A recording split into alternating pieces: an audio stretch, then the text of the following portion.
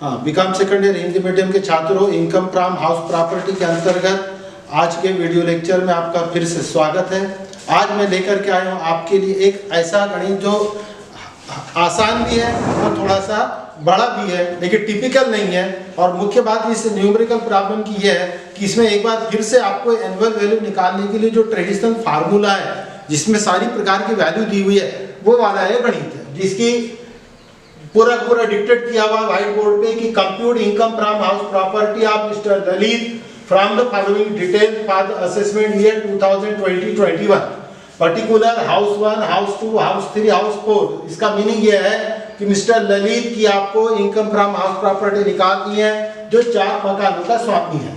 और 4 मकानों का स्वामी होने के कारण अब उसके अंदर में ऐसा हाउस में दिया नहीं है कि उसने कौन सा मकान किराए से दिया है और कौन सा मकान उसका स्वयं का रहने वाला है। इसीलिए हम हमारे हिसाब से कोशिश करेंगे कि जब उसमें किसी प्रकार की कोई इंफॉर्मेशन यदि नहीं दी होती है तब टेक्निकली ये मान करके चलना होता है आपको कि जो मकान दिए हुए हैं वो सारे के सारे लेट आउट हैं। तो उसी के हिसाब से देखिए particular house 1, house 2, house 3, house 4 और कंप्यूट करनी है हमको इनकम। तो इनकम निकालने के लिए पहले निकालना होगा नेट एनुअल वैल्यू, उसमें ग्रॉस एनुअल वैल्यू पहले निकलेगी, फिर म्युनिसिपल टैक्स माइनस होगा, फिर स्टैंडर्ड डिडक्शन माइनस होगा और जब जाकर के अपने को इनकम मिलेगी। तो ग्रॉस एनुअल वैल्यू के लिए हमको सबसे पहले चाहिए म्युनिसिपल वैल्यू। अब ये जो न्यूमेरिकल प्रॉब्लम में दी है ऐसी कैसी हम उसको उठाएंगे। 60,000 सेकंड हाउस की है 48,000, थर्ड की है 36,000 और फोर्थ की है 96,000। Now this municipal value will compare with fair rent value. इसके पूरे फार्मूले ही तय है। ग्रॉस एनुअल वैल्यू निकालने के लिए आपको इसी स्टेप से होकर के जाना होगा। Now the fair rent value 75,000,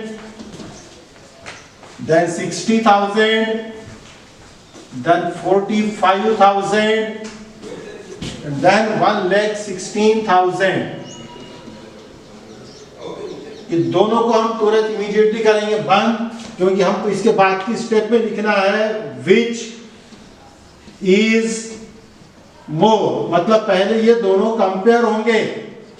कौन से? म्युनिसिपल वैल्यू और फेयर रेंट वैल्यू।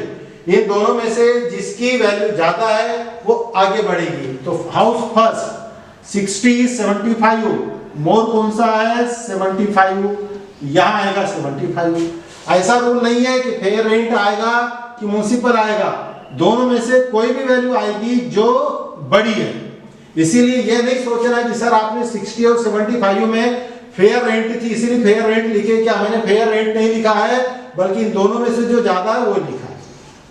48, 60 ज्यादा है, 36, 45 ज्यादा है, 96, 116 ज्यादा है। Now here is luckily the fair rent value is more than municipal value। इसीलिए deliberately आपको यहाँ ऐसा दिखाई दे रहा है कि सर ये दोनों लिखने के बाद में भी नीचे में जो वैल्यू आई है वो तो फेयर रेंट की ही है। तो यहाँ पर फेयर रेंट ही आएगा क्या? तो आंसर है नो, बल्कि यहाँ पर वो आंकड़ा आएगा जो दोनों में ज्यादा है। लकीली यहाँ पर ये चारों आइटम जो नीचे लिखी वो ज्यादा थी इसीलिए पहले आ गई। ना अब ये कंपेयर होगी स्टैंडर्ड रेंट से।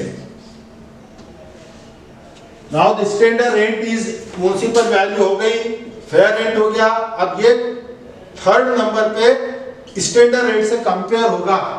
पहले में तो नहीं दिया है, लेकिन यहां दिया है 72,000, यहां दिया 42,000, यहां दिया 1,15,000।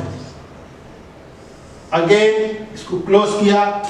Municipal value, fair rent, whichever is more will compare with standard rent. And अब रूल लगेगा विच इज लेस। तो यहां पर तो ये दोनों में यहां चूंकि बिकॉज कंपेरिजन ही नहीं है तो ये तो जैसे का वैसा आ गया 75,000 रुपीज। बट हाउस 2 में पहले का आंकड़ा है 60,000, स्टैंडर्ड रेट है 72,000, दोनों में से छोटा कौन है? यहाँ छोटा है 60,000। Third house 42, which is less? 42। 1,16,000, 1,15,000, which is less? 115। तो देखिए यहां पर भी जो रूल है विच is more will compare with standard rate, और इन दोनों में, ये दोनों में यहां क्या था? इन दोनों में जो मोर है वो यहां पर आया, ये कंपेयर होगा स्टैंडर्ड रेट से, इन दोनों में जो लेस है वो यहां पर काम में आएगा। इस तरह से अब चूंकि यहां पर कंपैरिजन नहीं है तो ये वैल्यू सीधी आ गई, जहां कंपैरिजन है वहां पर 60, 60 छोटा, 45, 42 छोटा, 160, 115 छोटा। Now it will compare with actual rent received. ये पूरी की पूरी 4 वैल्यूओं की सीरीज है। Municipal value, fair rent which is more, will compare with standard rent whichever is less. Now we'll compare with actual rent received. Actual rent received ये दिया है, पहले का 69,000, दूसरे का 72,000, तीसरे का 42,000। 1 minute।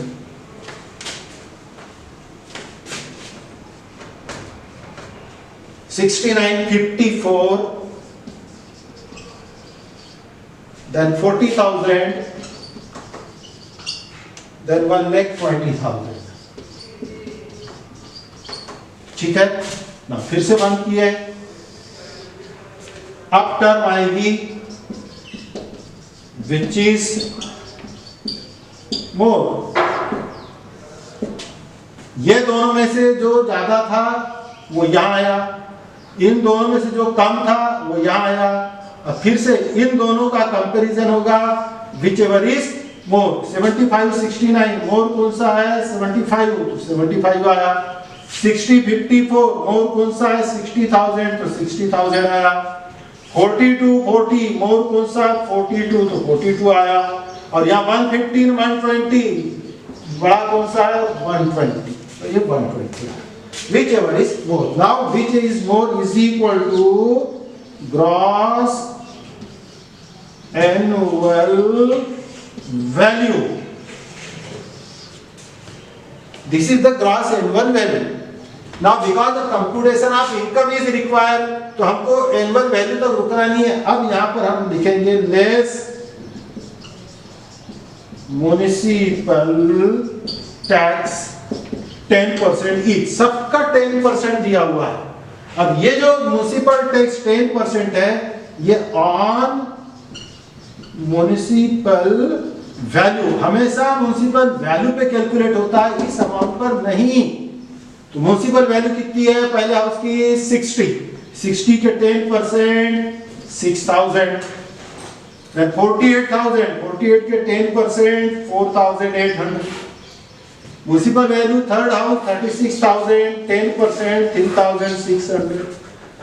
Fourth house municipal value 96,000, तो 10% 9,600। This is the meaning of municipal tax 10%। Whatever it may be, जो योर ग्रॉस एनुअल वैल्यू पर म्युनिसिपल टैक्स कैलकुलेट नहीं होता है।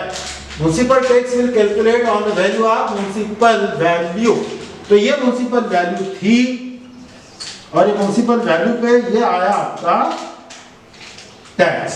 अब ये माइनस होगा, तो देखिए 75 में से 6 गए 69,000, 60 में से 4,800 गए तो ये आ गया 55,200, 42,000 में से 3,600 गए तो ये आ गया 48,400। चेक करो।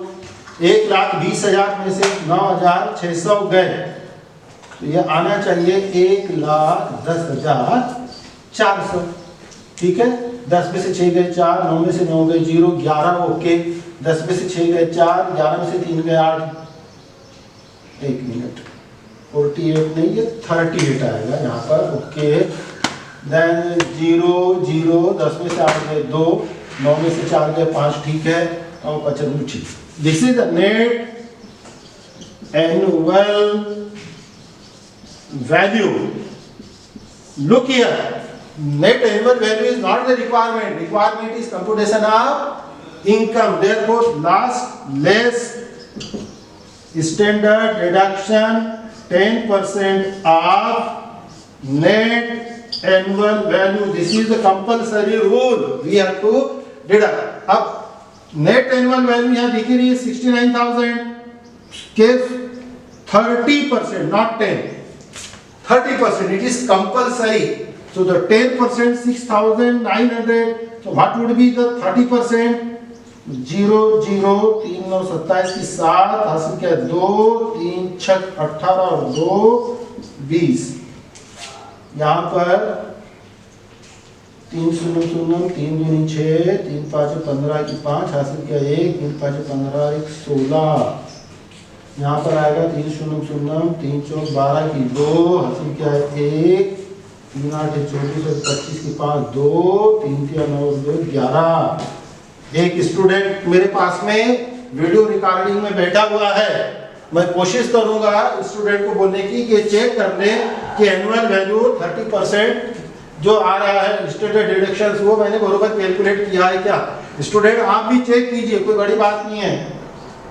3 4 12 की 2 हासिल किया 1 0 3 1 3 एकम 3 3 एकम 3। So as per my calculation, the 30% of 69,000 is 20,700. Then for second house, the net annual value is 55,200, and 30% of this would be the 16,560. The third house is annual value of rupees 38,400, and 30% standard deduction would be 11,520. And the last house is 1,10,400, and 30% would be 33,120. Now it would be minus, और जो निकलेगा that would be the income from house property. तो ये चलिए निकालिए 0 0, 10 में 7 गया 3, ये 8 और 6 में से 2 गया 4। चेक करना है आप लोगों को। 0 11 में से 5 गए तो 6, यहाँ 14 में से 6 गए तो 8, 4 में से 1 गया तो 3। मेरी मिस्टेक होगी, मैं करेक्ट करूंगा, फिलहाल तो कर रहा हूँ। 8 13 में से 5 गए तो 8, 7 में से 1 गया 6, 3 में से 1 गया 2, और इधर आएगा 0 80, 3 में से 1 गया 2, 10 में से 3 गए 7, अब 10 में से 3 के साथ में भी 10 में से 3 गए तो 7। I think so. Now this is the income from house property. Now here the problem is over. देखा आपने, एक ही व्यक्ति था, 4 मकान थे, चारों के डिटेल दिया है, पूरी वैल्यू दी है, म्युनिसिपल टैक्स दिया हुआ है, कौन सा मकान किराए से, कौन सा मकान रहने का कुछ नहीं दिया है। हम मान के चलेंगे सारा मकान किराए से दिया हुआ है। ये वैल्यू निकल गई। Municipal value fair rent which is more will compare with standard rent, which is less will compare with actual rent, whichever is more is equal to gross annual value. Gross annual value will be whatsoever it may be. Now deduction will be made for municipal tax, that is the 10%. Now the 10% problem is silent, but it means the municipal tax will always calculate on municipal value. Municipal value on the top of the numerical answer है 6,048,00,36,00,96,00. Deduct, then the value is called net annual value. And because again the problem is silent, but we have to calculate the income from house property. Hence standard deduction 30% compulsory from on net annual value will be deduct, and therefore after deduction of standard deduction, the value would be here on the whiteboard. This is the income from house property, and now the problem is over. Thank you. I hope you must understand.